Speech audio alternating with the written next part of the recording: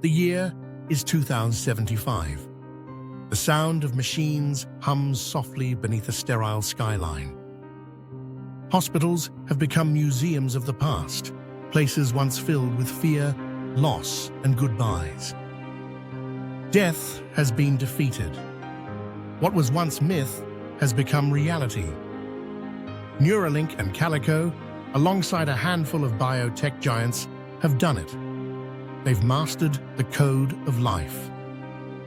Cells no longer age, organs regenerate, memories upload seamlessly into synthetic neural webs. A single injection every decade keeps the human body from decay. Humanity has achieved immortality. But as cities overflow and oceans suffocate under waste, the question whispers through every eternal soul. What happens when no one dies anymore? Section 1. The Immortality Paradox. A glimpse into forever. At first, the world celebrated. Imagine it, never fearing the end. No grief, no funerals, no goodbyes. The billionaires who funded the research, names like Jeff Bezos, Larry Page, and Yuri Milner, were hailed as saviors. People rushed to secure their place in the eternal queue. The dream of immortality had arrived, and everyone wanted in. But as months turned into years, the illusion cracked. For the first time, humanity began to realize that death was not a flaw in the system. It was part of what made life meaningful. Aubrey de Grey, the scientist who once promised the end of aging, disappeared from public life. David Sinclair, the Harvard biologist who reversed aging in mice, warned quietly in an interview, "We might live forever, but that doesn't mean we'll want to." When you remove the ending, the story collapses. The thrill of achievement fades. Dreams lose their urgency. What's the point of racing when the finish line no longer exists? Section 2. Resource Wars.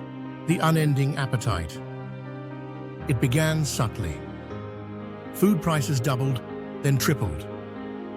Water became currency. By 2085, the global population exceeded 15 billion, not because more were born, but because no one died. Nations that once fought over oil now fought over farmland. Vertical megacities sprawled into the clouds, feeding on oceans converted to algae farms. The rich, those who could afford perpetual life maintenance, retreated into bioprotected enclaves. The poor, still mortal, were left to fight for what remained. Worse, the mortal workers were pushed into the most dangerous, shortest lifespan jobs, the deep mines, the toxic pollution cleanup, because their lives were the only ones still seen as disposable. The United Nations fractured.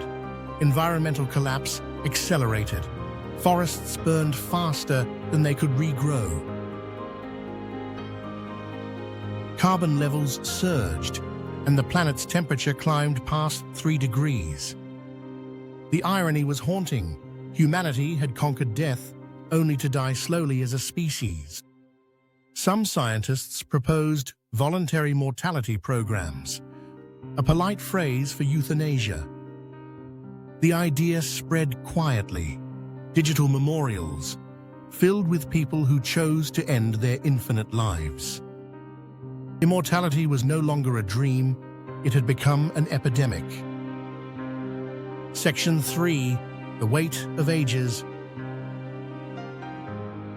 By the 2090s, a new mental disorder was classified, temporal fatigue syndrome, the exhaustion of living too long. Psychiatrists struggled to treat those who had seen centuries pass.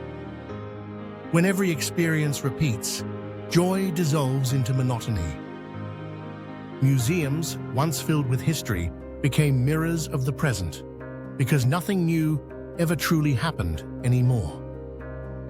Wars paused, economies plateaued, and innovation slowed to a crawl.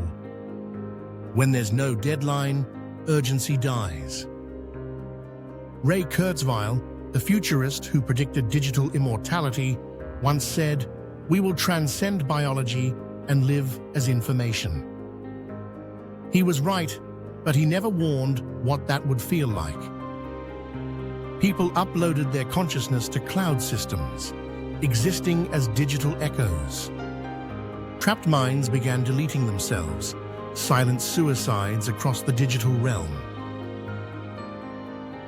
And in the physical world, a new phrase began to circulate: the luxury of dying.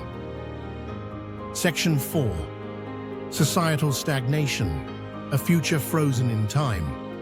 With no generational turnover, society froze. Governments were led by the same leaders for decades. Art lost its edge.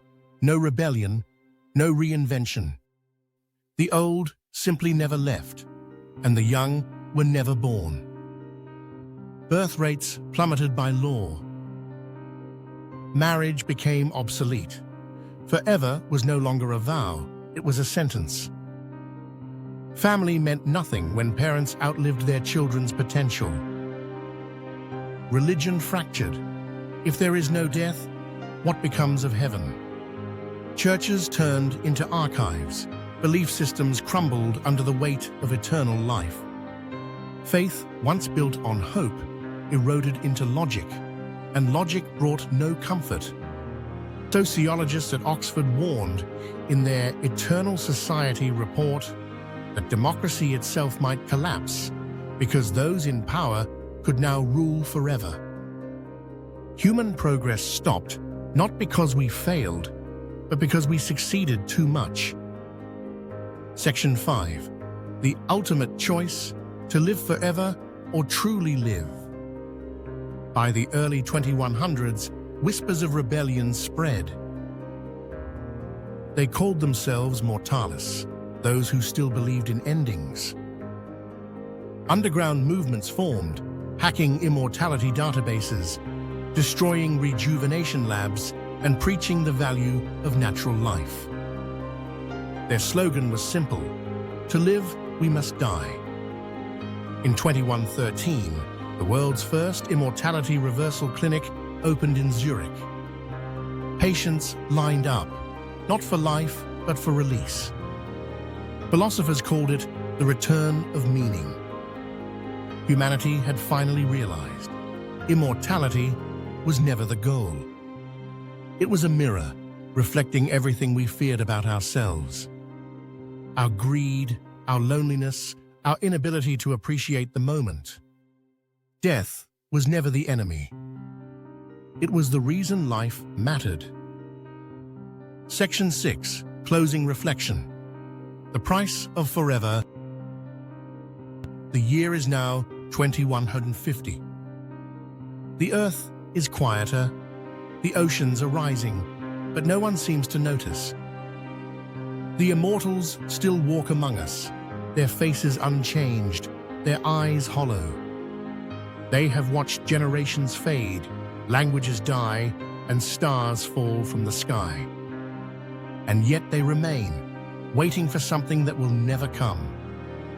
Maybe that's the final lesson, that the beauty of life lies not in its length, but in its limits. That perhaps the most merciful gift evolution ever gave us was death itself.